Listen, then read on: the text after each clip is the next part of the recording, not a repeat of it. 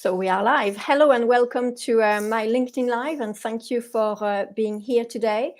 I have a special guest, and we're going to be talking about negotiation and everything to do about conflict. If there is no conflict, there is no negotiation. And difficult conversation and conflict are actually part of what a leader has to deal with in their career.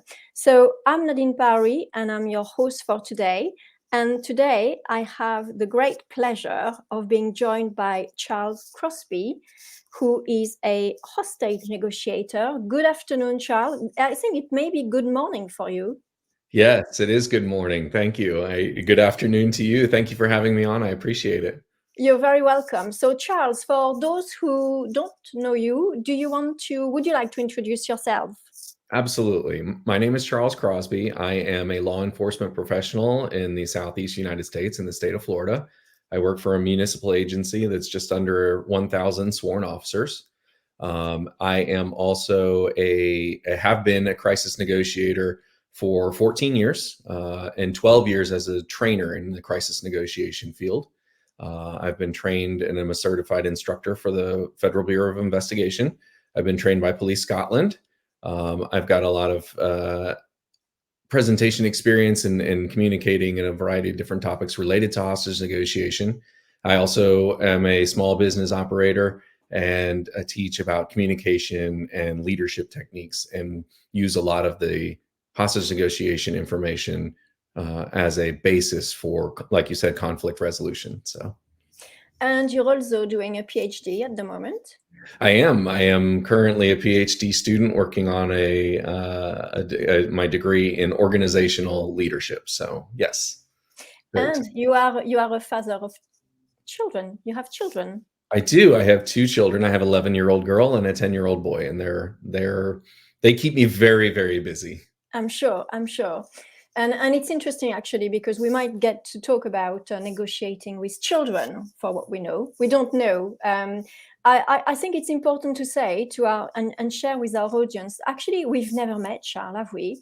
No, when I wanted to start doing and focusing my LinkedIn Live on negotiations, I drew a list of people on LinkedIn that I would like to invite. And you were on that list, and I have to say, you responded almost immediately to my invitation and said, "Yeah, okay, I'm up for it, and I'll be there." And thank you so much for being here today, and thank you because I know we're going to have a great conversation. So they say in negotiation, don't sugarcoat anything. Just start with the point. And I want to ask you that first question: what are the essential skills that you need to have for a negotiation? And I knew you were going to ask that question first, and so I did take some time to think about it. There are a lot of skills that come in handy when you're dealing with negotiations. So I kind of made a quick mental list of about 5 of them, and the first one, honestly, has to be patience. As far as hostage negotiation goes, in law enforcement in general, we like to get things done very quickly. In fact, the public likes us to get things resolved very quickly. But from the hostage negotiation perspective, we have to take a more patient approach. So patience is a critical value for hostage negotiators. The ability to empathize, and I'm sure we'll talk about that in greater degree throughout this conversation, but the ability to be empathetic and to recognize what empathy is in the first place is another essential feature for any hostage negotiator. Agility, being able to adjust on the fly when the things you thought were going to happen are not happening, when progress suddenly turns to chaos. The ability to take everything in stride and adjust accordingly is absolutely necessary. Humility, without a doubt, there isn't an effective negotiator, I don't think, in the world that isn't able to set their own needs and feelings aside for the good of the conversation and for the good of progress.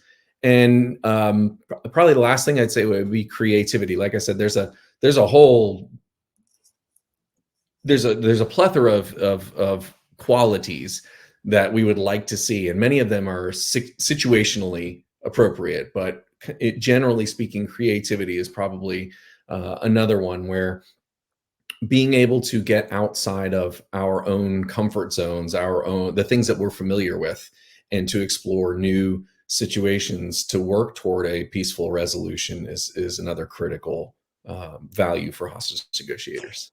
You mentioned empathy. How easy is it to have empathy when sometimes you're in a hostage negotiation and you yourself, okay, is you're struggling to have this empathy, but you know that it's a skill you need to have to be successful at the negotiation. Yes. So I think empathy is easiest when the people that we are communicating with share some of our experiences, our worldviews, our viewpoints, or our ultimate goals. In hostage negotiation, that's not always the case. So it can be very difficult to moderate the feelings and expectations that we have, and to really just sit back. I think Brene Brown calls it being vulnerable, Yeah. right? To sit back and to listen with no expectation, just be able to kind of to view the world through, it's not just through the eyes of someone else or through their experiences, but to actually believe, even if temporarily, that their experiences are valid or correct, from the way that they see them. So tell me about and share with us you know the behind the scene of a hostage negotiation, right? From the beginning, you are the negotiator. What's going through your mind? To be blunt, the first thing that's going through my mind is I hope I don't mess this up. Yeah. I think that it, one of the things that we utilize as a critical supportive network is hostage negotiation is done as part of a team. We have a Mm. team of people that work together to work towards that resolution. And um, while we have one negotiator on the phone, you have other people listening to that conversation, trying to hear what you're not hearing. Because as you know, Yeah. we focus and Yeah. we tend to get very narrowly focused on conversations, and in doing so, we miss a lot of the bigger picture. So what goes on behind the scenes is probably the hardest work of all. It's the research and gathering that gives us insight into the person that we're talking to, or the worldview and perspective that they bring into the conversation. It's the coaching that goes on for the negotiator that says, you're doing a good job. Here are some other things that we could talk about. Here's something he said that we might want to go back and revisit, or she said that we might want to go back and revisit. So behind the scenes is actually there's a lot of work going on, and then it's the negotiator's job to pretend that isn't happening and to keep calm in the conversation. So in a negotiation, there is a beginning, a middle, and an end. Okay, that's kind of the cycle. Yes. So what does a good beginning looks like and feel like when you are having that conversation? I think probably, with very rare exceptions, the most of our conversations begin with um, an introductory statement followed by a lot of verbal abuse directed at or toward the negotiator or the situation. And it's in that crisis intervention part of the conversation where we have a responsibility really to try to connect and be empathetic with the individual. Because if you're not hearing, if you as the negotiator are not hearing what is being said and the problems that are being voiced, then getting to a resolution is far more difficult. So that's the beginning of that conversation. The middle for a hostage negotiator will kind of look like a typical exchange. It's not always agreement, but it's a sharing of ideas where each party is not only permitted but encouraged to communicate viewpoints, and the kind of the differences in those viewpoints, we work towards getting hashed out. And then the end of that conversation looks more like a perspective, because I think in hostage negotiation, we have a bit of a different environment than the business negotiation, in that um, one party is generally captive, for lack of a better term, right? Um, and so that the end of that conversation really has to be a push for behavioral change from that person, right? We always talk about, from a hostage negotiation perspective, it's important to contain the subject, to contain the situation. Well, in that containment, it's the negotiator's job then to persuade the subject, to influence the subject, so that they decide that a peaceful resolution is in their best interest. So how do you juggle the fact that you are listening to somebody? So the hostage is talking to you, and you've got your team, and your team is listening to the conversation. So in one ear, you've got one conversation going, in another, you've got another conversation with your team. That demands energy, double focus. How do you manage that? It is that's one of the things that we work very hard in training to streamline that process. When you're on the phone, your focus has to be the person on the phone. You can't disrupt that conversation, um, because when you do, you lose any rapport, any sort of relationship that you might have developed in that conversation. We talked about this beforehand, where I mean, you warned me ahead of time, as questions come in, you're going to look off the screen, and it's we talked about that, and it's the same thing. When critical information has to be passed, it's not a conversation in the background, or it shouldn't be, right? That the negotiator's environment should be as quiet as possible. And you'll have one person sitting next to you who is communicating with you, usually in some sort of written format, where they say just kind of key points. These are the things that you might want to consider. You could consider.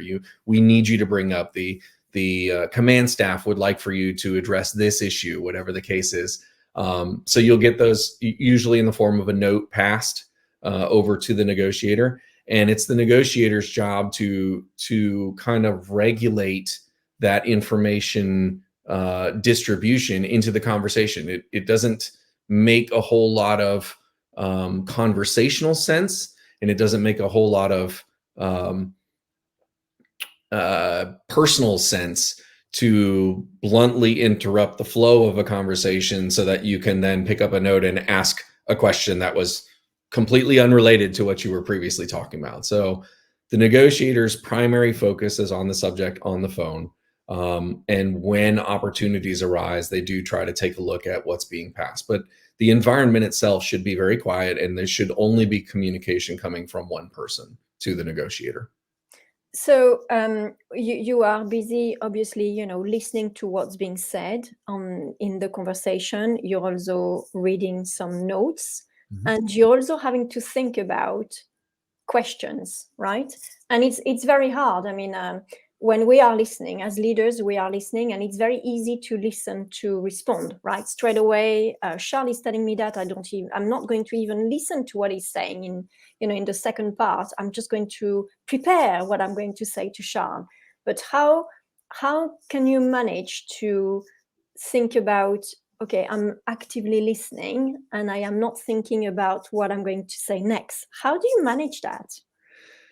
So you're correct in the assessment that listening to respond with the intent to respond is a problem, and I think everybody does that, because when we have a conversation, there are moments in that conversation that inspire us, that connect with our feelings on a topic, and we want to share those feelings. It's an instinctual response. I loved your conversation last week with Matthew, and you mentioned active listening. if you'll do me a favor, just you voiced a little bit of hesitation towards the term active listening. Can you explain that for me? Yeah, because for me, maybe it's because I am French, and maybe it's because the two words together for me are a little bit of an issue. Because when you put two words like active listening, it seems to imply that there could be the possibility that it's not active. So there is a different form of listening that is not active. And that's kind of the problem, but it's more me than anybody else, because I'm just a thinker and I'm thinking, but when I'm listening, I am actively listening. I don't need a word before the listening to tell me that it's active. And that was my problem with Matthew last week when we were discussing that. For me, listening means that you are actively you are hearing, and you are processing, what people are telling you. I am not thinking about, oh, what is my next questions right now? Because there is a point where you're not listening at all. You're just thinking, you're just processing the what next. So while I totally accept that some people may not be listening to others, I was just saying that I don't really see the point of putting that word active listening, because it makes it more complicated. Because people go, oh, so what's the difference between active listening and listening? And it's just because we've put that word in front that now everybody is saying, oh, you've got to really do active listening, Nadine. And I'm like, well, I don't really think that that word should be there. I just, to listen is to listen. And to listen for me is perhaps implicitly to active, is about active listening. So that was just my point last week. Well, and I loved it when you brought it up, because I think there's a distinction that is important. And I agree with you. The idea of active listening, if you are listening effectively, if you're listening effectively, then you are participating in that conversation.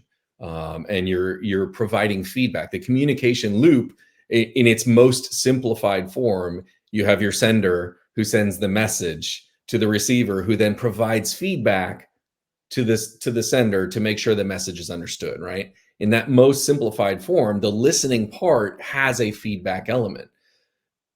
I think where we get the importance of the term active listening is when we try to teach that to others to improve their listening skills. When you try to train others to be better listeners, you're taking what is a skill that is dependent on others, right? You can listen, that has nothing to do with me. If I'm listening to somebody, that has very little to do with me and has everything to do with what that person is saying.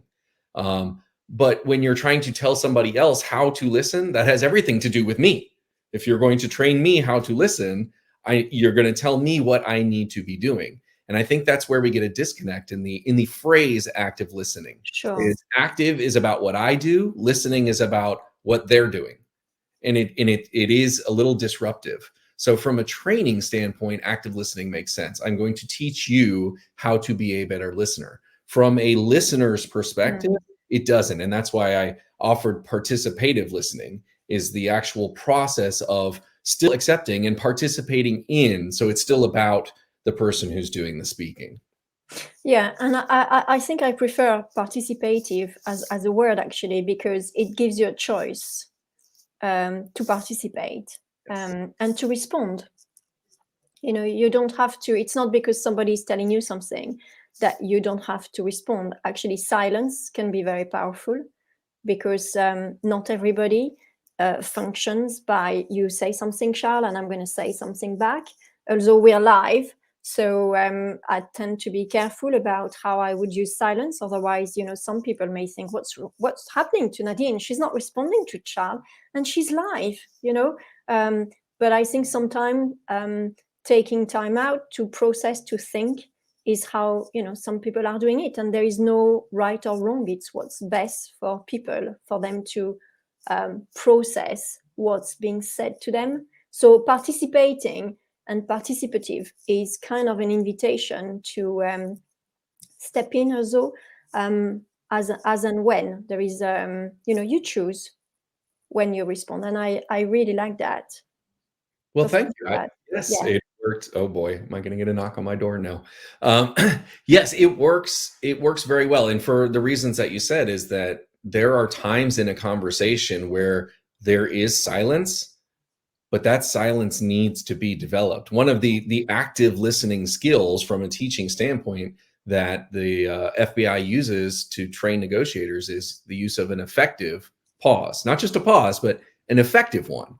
And it's really hard to communicate what that means. But I think you just did a wonderful job in expressing that. Yet sometimes in a conversation, the speaker needs an opportunity to think back on what they've said, on that message, and whether or not it is the message that they intended to say. And it's on the role of the listener to recognize that and allow the space for the speaker to develop that a little bit more. So when you speak as a hostage negotiator, is there an effective way of speaking?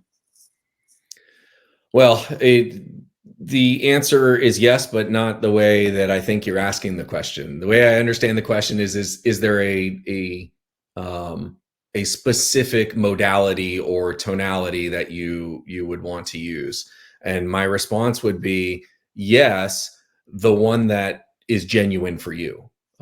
There's no negotiator that can be effective trying to be an actor and put on a show at the same time as trying to be a thinker and navigate a difficult conversation. So, however we communicate, whatever that tone of voice is, whatever the pace of voice is, there are moments where we would adjust that. But generally speaking, I would rather have a negotiator who doesn't have to think about how they're saying things or the way they're saying things and can focus on the content of the conversation. But I mean, I'm not a hostage negotiator by profession, so maybe I'm going to say something completely wrong.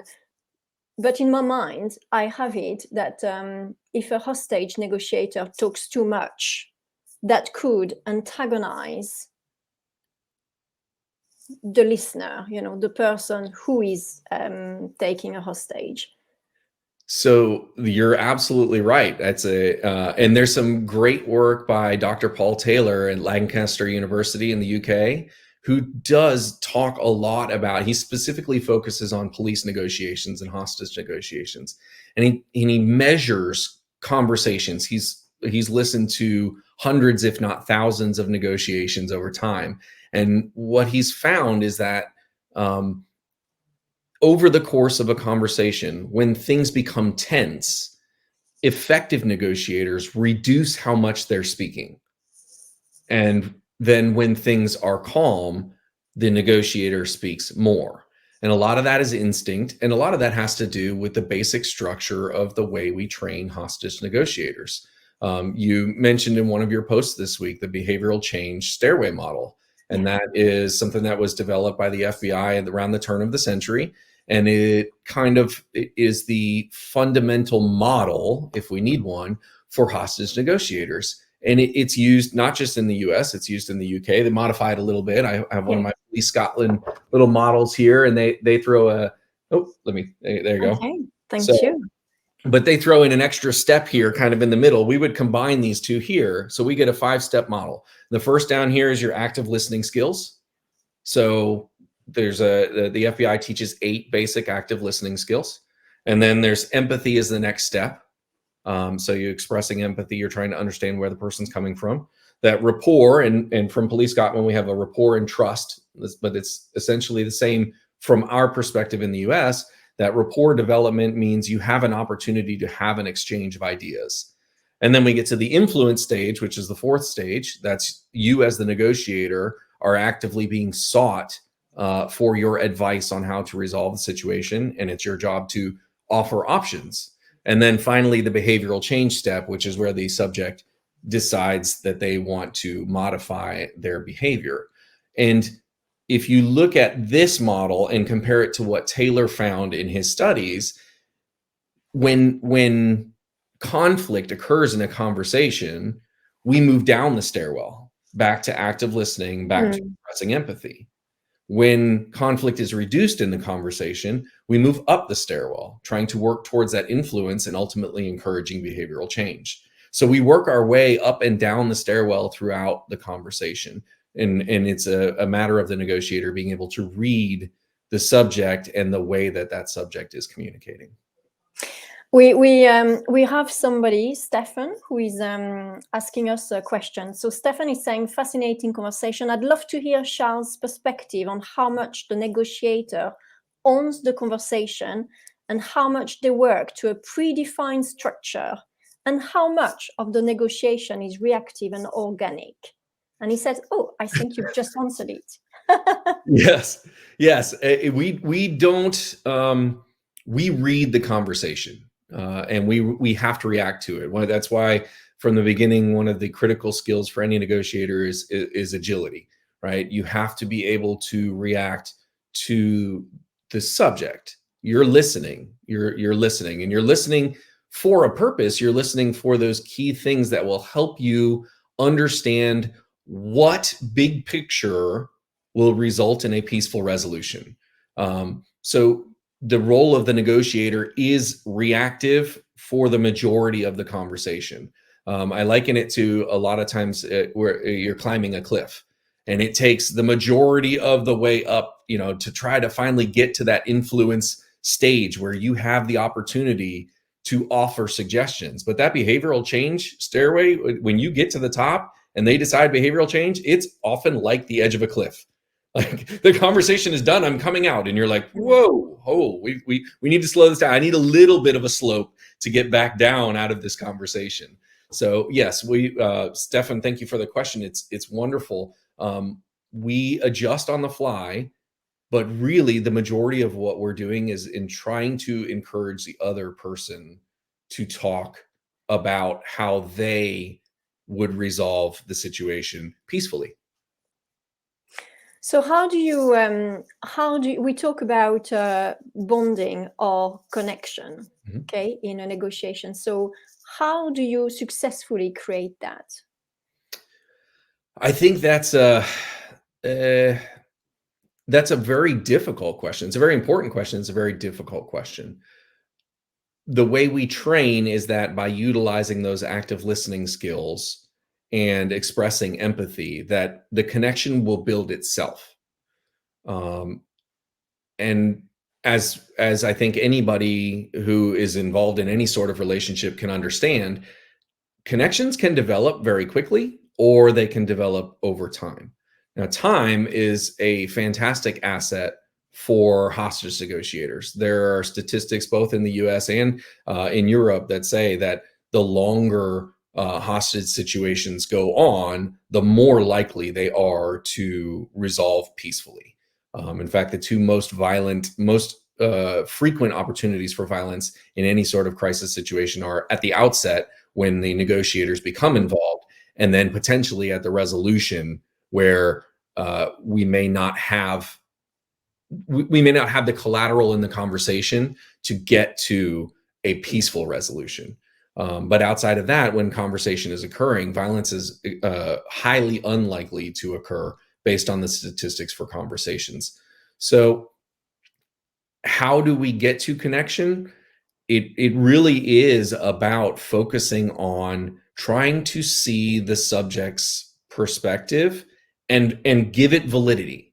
For, like I said earlier, if you can temporarily set aside your worldview, your perspective, the things that you expect to accomplish in this negotiation, and just listen to what caused the situation to happen in the first place, how this individual sees the world from their perspective, where they feel like they are being neglected or ignored, or their status is being challenged, and then trying to make sure that we address those needs in the conversation to build some of that connection.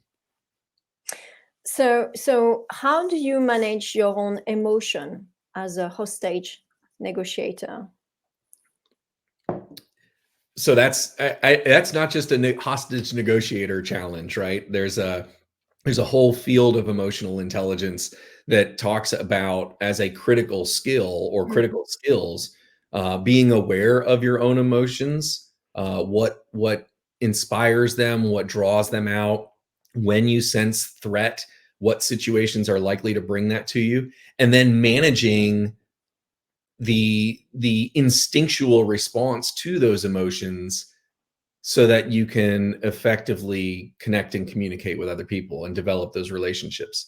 As a hostage negotiator, there you will from an outsider looking in, you can be seen in many cases as absolutely despicable. You're talking to a child molester, and you're telling them that you absolutely can understand how they've been put into this situation by the way that they were brought up, and it's not really their fault. Or you're talking to an extremist who's caused violence, and you're saying, "I agree with you wholeheartedly that society is stacked against you." Right? And these things are not things that we would say perhaps in a normal conversation. But in a conversation like a hostage negotiation, you have a bigger picture. And that bigger picture is that we want to resolve this peacefully, that we want to preserve human life. And with those two loftier goals. You reference William Urey's book, Getting to Yeah. Yes, right? That sitting on the balcony approach, those loftier goals, they help you to minimize some of the more offensive material because focusing on how offensive it may be, how emotion evoking it may be, is detrimental to getting to the next step in the conversation. I was reading a book where it says that the greatest negotiators are those who know themselves very well. So the being very self-aware of what can trigger you as a hostage negotiator. You know, the positive, but also the negative. What do you think of that? I think that getting to know yourself and specifically the things that you hold to be inviolate is a critical skill for negotiators. If you don't know what's going to push your buttons to cause you to react instead of respond, then your then there may be positions or moments in a negotiation where your effectiveness as a negotiator will be highly reduced. Mm. So yes, I think getting to know yourself and what your what you instinctively and emotionally respond to is a critical part of becoming an effective negotiator. And what about your values and the ethics? I think I've put that in one of the posts on LinkedIn. You know, you mentioned talking to a child molester, and here you are, you're the father of two children, right? Doesn't it when you are doing the negotiation, doesn't that plays at the back of your mind, and you know your values, your ethics, and how are those playing for or against you when you are having that conversation? So I would say that the ethics question, when you put that up as something we were going to talk about, that was probably the hardest thing for me to really think about um, in terms of what we do as hostage negotiators, because the people that we most frequently talk to are people who have done one of two things.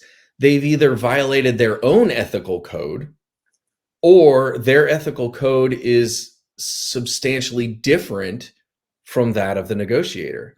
So I think ethics is, we talk about in business, ethics can be defined in terms of the corporation's value, Mhm. right? It can slightly differ from one corporation to the next, and we have to do that because the objectives of the corporation are different. In law enforcement and hostage negotiation, that's not really often the case. We have a defined set of ethical principles, usually codified into law, that you are expected to enforce. And you have an entire, not only an organization, but you have an entire viewing public that expects you to enforce those ethical responsibilities. But from a negotiator's perspective, it's really more beneficial for us to disassociate during the conversation from our own ethical perspective so that we can really understand how the ethics of the individual that we're talking to have gotten them into this position, because it's that set of ethical principles, it's the subject set of ethical principles that are going to help us get to them changing their minds, right? We have to be able to point out where their behaviors are not consistent with their beliefs, not where their behaviors are not consistent with our beliefs. A lot of that has to do, there's some great work. I mentioned Jay Van Bavel in one of my posts, Pascal Molenberg's. They do this fantastic study of what it means to be part of an in-group and an out-group. And if you look at the neuroscience behind that in-group, when you see people within your group succeed, the pleasure centers of your brain activate. It's a good thing. And so what we tend to get is we get the support network from police that say, yes, enforce our values, because it looks like a win. It's a moral victory for everybody. But in the same studies, what we see is when we see people from an out group lose, we also get that pleasure center of our brain activating, which further reinforces take it to the hostage taker. Let's end this. They're going to lose. And when we create that dichotomy, that competition, the opportunity for any sort of resolution or meeting in the middle, or it doesn't even have to be meeting in the middle. It can be agreeing to disagree, but any sort of agreement, when we create two separate categories, we sabotage the opportunity to really get to a peaceful resolution. How do you prepare to going into a hostage negotiation? So you're at home and you're called to go to a hostage negotiation. So yes. So at that point, so you get a call. What goes through that mind? What's the mindset? What's the process that you are immediately putting yourself in?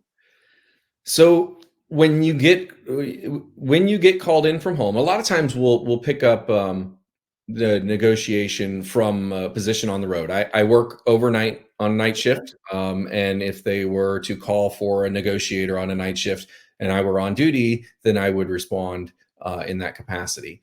But when you get called in from home, the situation's a little different. Usually it's an unexpected call. Your mind is on something else, and you drop everything, you turn, and you as you're getting dressed, you're also putting on that negotiator persona, that negotiator mindset. You're adjusting to, there's a job that's going to be done, and I'm going to have to remember all of my training and employ that very soon. The problem is usually when you get the call, you don't have a whole lot of information about what you're going to. In an ideal situation, what you get is you arrive with your team on a scene. The person who's going to be on the phone is notified, and you get a basic summary of what has happened up to that point that caused you to be called out. You might get some personal information on the subject if it's available, and your team will go to work trying to figure out more about that subject. And then you go with the understanding that you have, and the objective is to get in contact with this subject as soon as possible. As soon as practical is probably better way of phrasing it.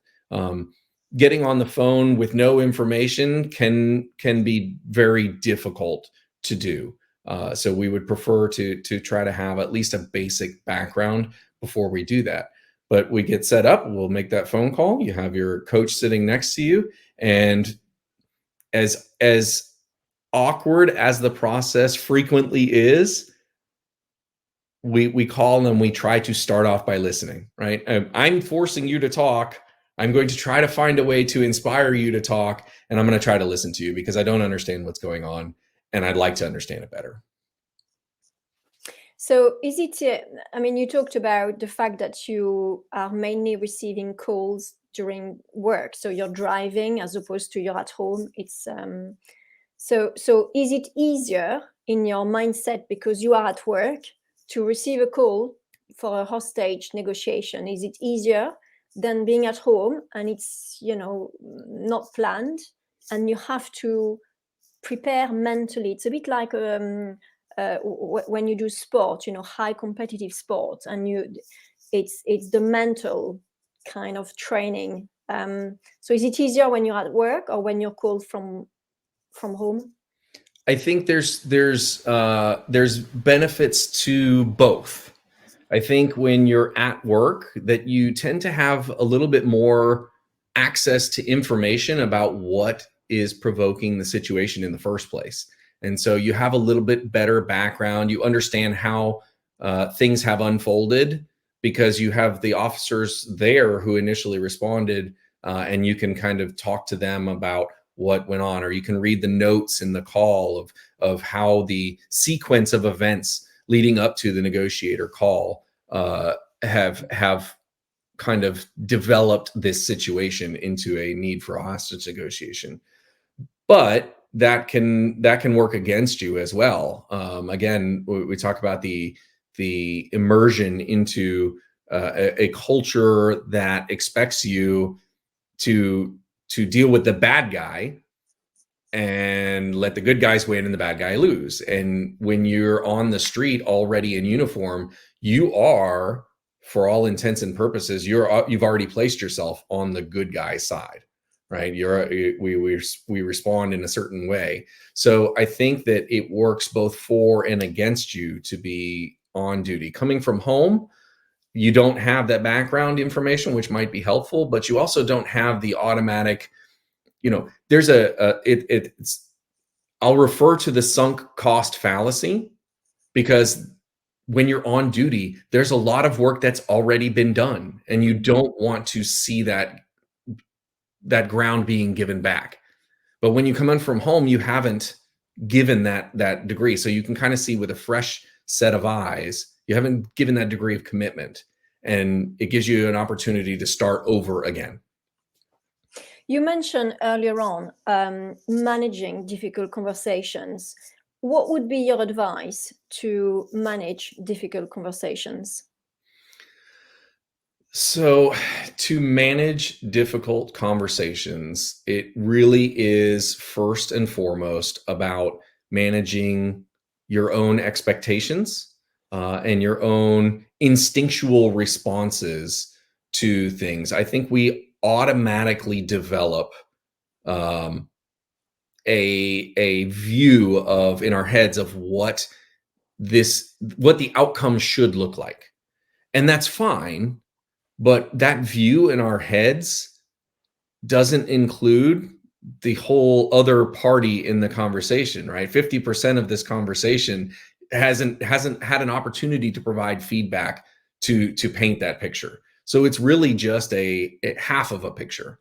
And in order to get through that, we have to remember that while that outcome is possible, there's a lot of additional information we need to add in before we can bring it together to say. So then the next part of managing that conversation is really digging in and trying to understand what their picture looks like, right? What are they going to contribute to this? And how does that all mesh together? And what does the new picture look like, right? How do we see, how did we combine the two perspectives to create a realistic plan for getting to a peaceful resolution? And in some cases, unfortunately, in the work that we do, it doesn't get there. We'll work all the way. We will continue to work. We'll continue to work. But in some cases, those pictures just don't mesh. But we're going to continue to try and find a big enough perspective to see both and to see both together. You mentioned digging in terms of questioning. How do you know how to ask the right questions at the right moment? If your questions are genuine, if they're not contrived, they're not pre-planned, and your questions really speak to the visceral, instinctual motivations of the subject, then it's the right question and it's the right time to ask. That's really kind of the key to it. I think when we try to focus on what the gotcha question is, what's the magic thing that we can say to get this person to change their mind, that's focusing on us. Mm. And you can't make somebody change their mind. You can influence them to want to change their own mind, but you can't make someone change their mind. And the more we overtly try to do that, the more individuals dig in to their own perspective. I think that's been proven in social science research infinite times. So yeah, from a hostage negotiation perspective and managing the conversation and really just trying to dig in, it's about making sure we're staying in touch with their frame of mind and what motivates them, so that we can point those motivating factors towards our resolution. I want to ask you a question about intuition. We talk about intuitive leadership, and I hope at some point we have to trust our intuition. How much of your intuition are you using when you are leading hostage negotiation? So intuition is it's something we can't avoid, right? The way that the human brain is set up is that we process all information coming in first in that instinctual brain. Everything goes through that amygdala sensor. Do we sense a threat, whether it's physical, verbal? Everything goes there first, and then goes to the basal ganglia so that we can figure out, are we going to do something about this or are we not? All of that happens before we get to the cognitive processing center of the brain. So saying not to respond instinctually is probably not a realistic goal for negotiators. But what we try to do through extensive training and through extensive practice is we try to teach people to communicate so that their instincts are to moderate those threat responses or recognize them when they happen and subdue the automatic threat responses, and give a little bit of thought to, what does this mean in the context of the bigger conversation? As a leader for a crisis negotiation team, when you're listening to a negotiator on the phone, those are the things that you're listening for. You're listening to make sure that they're in control of their emotions. That not that the emotions aren't there, the emotions have to be there. The person on the other end of the phone expects a human being, and human beings come with emotions. And sometimes battling your own instincts visibly in the conversation can be a connecting factor, right? It shows that there's an effort to understand, which can really help to build rapport. But as a leader of a team, this is what I'm looking for. Are my negotiators working to understand emotion from the other individual's perspective? And are they working through that individual's emotions to try to restore that individual's cognitive thinking? We talked about the cycle of a negotiation. So there is a beginning, a middle, and an end. What do you do at the end of a hostage negotiation? So the first thing is thank you, right? Mm-hmm. We've done a lot of hard work. You credit them for all the hard work that's been done. As I think that we get back to the expectations of your law enforcement profession and your in-group as far as law enforcement goes. That's another one of those cases where it can come across as very distasteful and maybe to some seem unethical. But the fact of the matter is that a lot of hard work has been done. And so you want to make sure that the person is appreciated for the work that has been done to get to the peaceful resolution.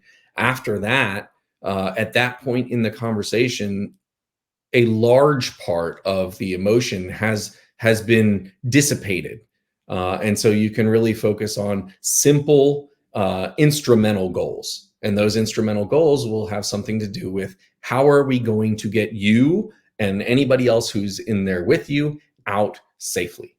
And so we start working on plans, and we involve the individual in the plan making process, because when you contribute to making that plan, when you have a vested interest in seeing it succeed, then we're more likely to get compliance isn't the right word, but we're more likely to get the process done without surprises.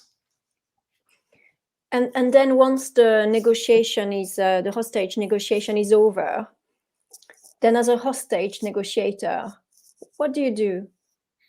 Well, debriefing is extraordinarily important. We would love to talk to the hostage negotiator, or to the hostage taker. But sometimes that having that conversation immediately afterward is not as productive as it might be having it hours or days later, because we still have that the blur of everything that happened in this high stress environment without the time to actually take perspective. So we would love to debrief the subject, find out where in the conversation we were effective and why, where in the conversation we could have been more effective and why, and then where in the conversation we fell flat and why. And then as a team, we'll do the same sort of debrief, because there's not a negotiation team that thinks about a conversation exactly the same way. Yeah. If you have 10 members on a team and the negotiator says one thing, 9 of the other 9 members will all say, oh, I would have said this. And what they would have said, probably a little bit different. So we'll debrief as a team. We'll do that right away, because we want to make sure that those thoughts from the team members of, hey, we could have approached these things, that those come while they're fresh. And then that debrief will be split into 2 different sessions. There's the cognitive processing part of what techniques and tactics did we use to get through this situation. And then there's the emotional part, which is, hey, we just had a conversation with somebody whose ethics are completely or the situation is something that is in contrast to what we believe should have happened, to our ethical perspective on how the world works.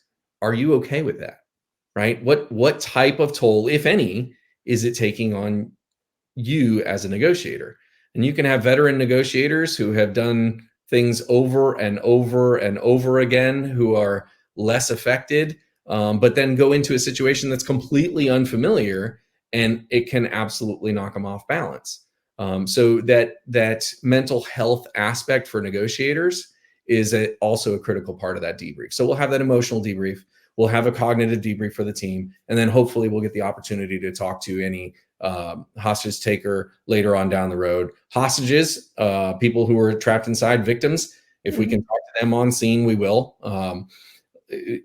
Interesting thing about talking to victims is it can be very difficult, especially when you get to a point in a negotiation, a hostage negotiation, where you're trading the life of a victim or hostage for a cigarette, right? And you're placing a value on someone that is so obscure and insulting that it's a lot of times hard to explain that. So we'll want to debrief with our hostages in the same way. We'll want to make sure that they're okay. We'll want to get their perspective on what they saw and what they thought should have been done differently, because everybody does have a contribution to make, so that the next time we roll out, we can do it in a better way. Yeah, I was going to ask you actually, the Charles Crosby who is, here today, how can Charles becomes an even better, effective hostage negotiator? So you get a feedback from people, and I get that. But is there anything else that you do as well in terms of, your habits, reflective habits, or that you do personally without, not without your team, but with yourself? Yes. So, and I made the note, when I was thinking about this, you talked about, the question you asked is knowledge power in negotiations? And for me, I think that the role that knowledge plays is it expands the options that you have. And so what do I do to better prepare myself for the next conversation is I'm an avid reader, and I'll delve into the psychology of human behavior. I'll delve into the neuroscience of the way that the brain works, and why we tend to respond to things the way that we do, that those are those basic human elements, the things that we can rely upon or count upon. I'll look at moral psychology and ethics and behavioral economics and what is most efficient. We look at the systems. So I'll kind of work through my base of knowledge and try to expand it from that perspective. I'll use my active listening skills on my family members and friends until they say, hey, wait, you're doing that thing. And when they say, hey, wait, you're doing that thing, I'll stop the timer and say, next time I'm going to try to go a minute longer, right? So the more effective you are at utilizing those active listening skills, those training reminders, those participative listening tools and techniques, as part of a normal conversation where they're not recognized as an actual implement in the negotiation process, then the more effective you can be as a negotiator. And I do like to sit down. We go to trainings around the world. I like to sit down around the country and listen to how other people listen to their story of a negotiation and how they view their successes and failures. And from being able to put yourself in that seat and see what they're at least hear what they were seeing, then you have an option that others don't have, right? If they're not aware that thing. When we talked to a hostage taker here in Orlando a few years back, he made reference to another negotiation that took place in Boston. And at that time, I did not know anything about the negotiation process. And it wasn't until after that I sat through a presentation on that second negotiation and realized if I had been more informed on that situation that this hostage taker was referencing, then we could have talked for quite some time and worked on that rapport building process just about that other negotiation. So I think that expanding your knowledge base gives you options. But the bottom line is that every negotiation is different because the person on the other end of the phone or the other end of the conversation, they bring their own worldview. And if, as a negotiator, our goal is to get into that person's state of mind and perspective and really try to figure out how a picture would resolve itself in their minds that ends in the resolution that we would like. Wow, we've been speaking for about 57 minutes. I mean, I could speak with you all day, but you don't have to all day, Charles. I want to ask you one final question, which is very personal to you. But what legacy would you like to have with what you're doing currently in your work? In all honesty, I would love to see these communication techniques that we implement to develop better, more reliable conversations and to treat people like human beings. I would like to see those spread en masse. It doesn't have to be police hostage negotiation techniques, but these basic communication techniques, not just saying, hey, we need to be more empathetic, but actually teaching people to what that means and how to be more empathetic. I would love to see education expanded to include the way that the brain works so that people have a better understanding of what's happening inside them when they have an emotional response, and then how we can deal with that, and having more time just in general in society for us to recognize and respond to the things that drive us and drive others to do what we do. Beautiful. That's great. So, Charles, if people want to get in touch with you, how do they go about that? So my email address is communications synergy with a C, communications, CYNERGY @gmail.com. That's the easiest way. Brilliant. Okay. Well, Charles, it's been an absolute pleasure to speak with you. I've learned so much, and I'm going to go away and I'm going to reflect on everything you've said. But thank you so much for being generous and giving us your time, and for being here, and for saying so much, and for responding to the questions that have been asked. I'm really, really grateful. So thank you very much, Charles. Thank you, Nadine, for having me.